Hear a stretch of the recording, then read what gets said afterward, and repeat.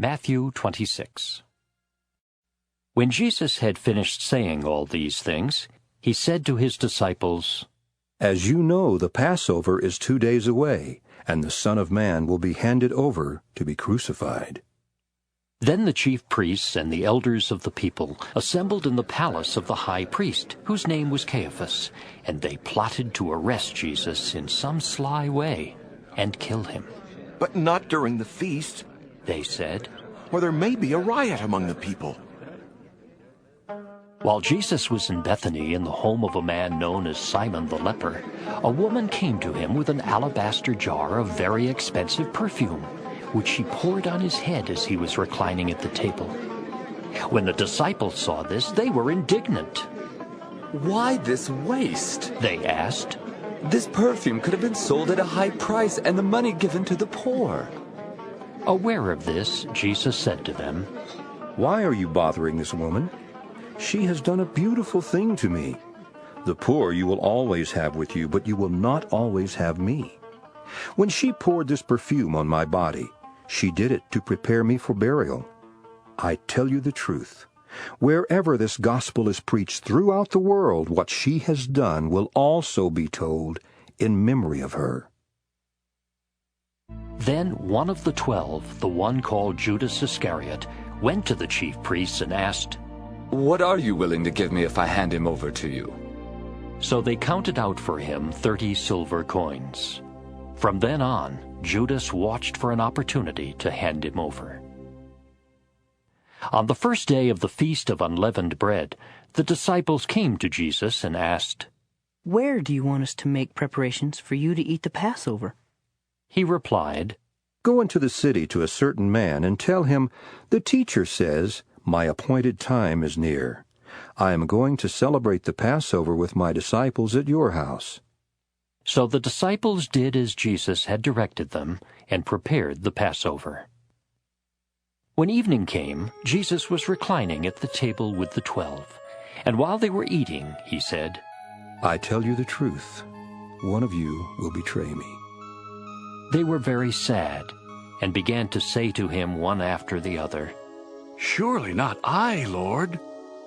Jesus replied, The one who has dipped his hand into the bowl with me will betray me. The Son of Man will go just as it is written about him. But woe to that man who betrays the Son of Man. It would be better for him if he had not been born. Then Judas, the one who would betray him, said, "Surely not I, Rabbi." Jesus answered, Yes, it is you. While they were eating, Jesus took bread, gave thanks and broke it, and gave it to his disciples, saying, Take and eat. This is my body.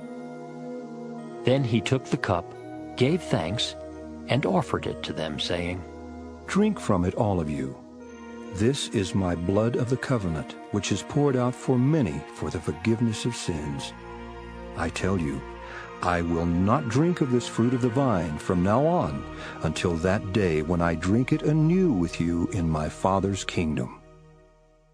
When they had sung a hymn, they went out to the Mount of Olives.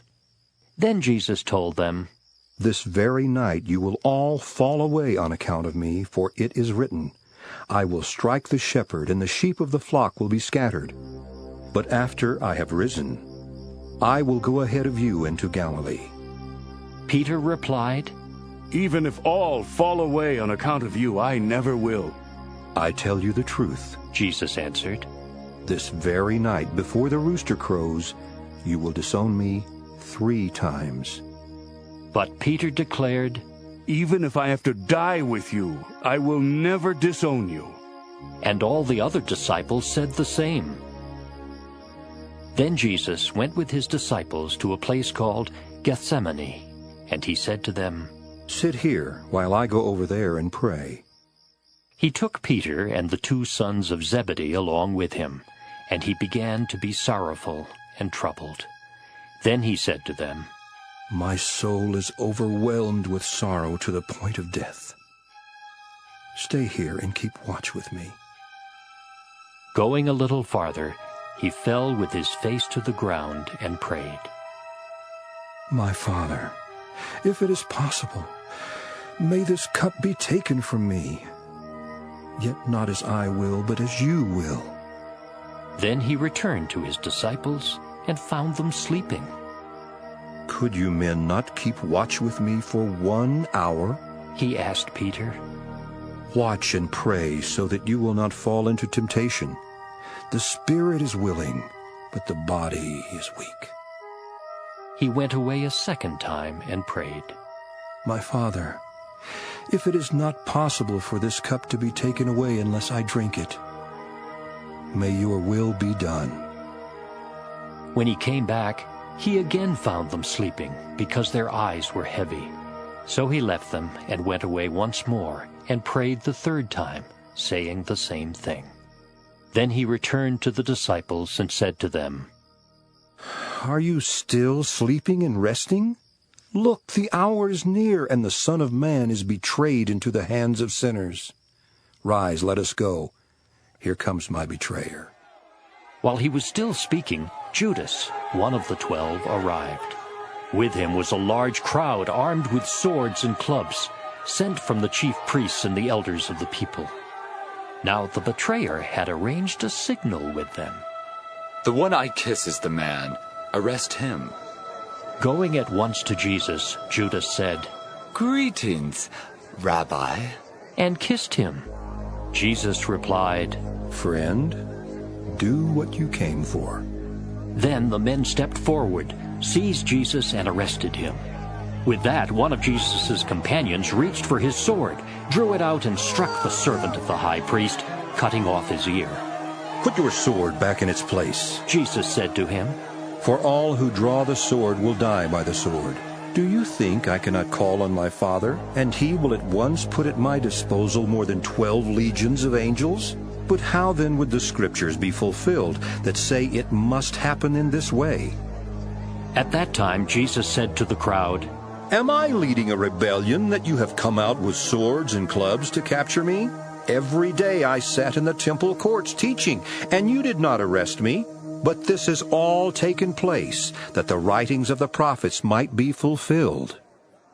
Then all the disciples deserted him and fled. Those who had arrested Jesus took him to Caiaphas, the high priest, where the teachers of the law and the elders had assembled. But Peter followed him at a distance, right up to the courtyard of the high priest. He entered and sat down with the guards to see the outcome. The chief priests and the whole Sanhedrin were looking for false evidence against Jesus so that they could put him to death. But they did not find any, though many false witnesses came forward. Finally, 2 came forward and declared, "This fellow said, 'I am able to destroy the temple of God and rebuild it in 3 days.'" Then the high priest stood up and said to Jesus, Are you not going to answer? What is this testimony that these men are bringing against you? But Jesus remained silent. The high priest said to him, I charge you under oath by the living God. Tell us if you are the Christ, the Son of God. Yes, it is as you say. Jesus replied. But I say to all of you, in the future you will see the Son of Man sitting at the right hand of the Mighty One and coming on the clouds of heaven. Then the high priest tore his clothes and said, He has spoken blasphemy. Why do we need any more witnesses? Look, now you have heard the blasphemy. What do you think? He is worthy of death. They answered. Then they spit in his face and struck him with their fists. Others slapped him and said, Prophesy to us, Christ. Who hit you? Now Peter was sitting out in the courtyard, and a servant girl came to him. She said, You also were with Jesus of Galilee. But he denied it before them all. I don't know what you're talking about, he said. Then he went out to the gateway, where another girl saw him and said to the people there, This fellow was with Jesus of Nazareth. He denied it again with an oath. I don't know the man. After a little while, those standing there went up to Peter and said, Surely you are one of them, for your accent gives you away. Then he began to call down curses on himself, and he swore to them, I don't know the man. Immediately a rooster crowed.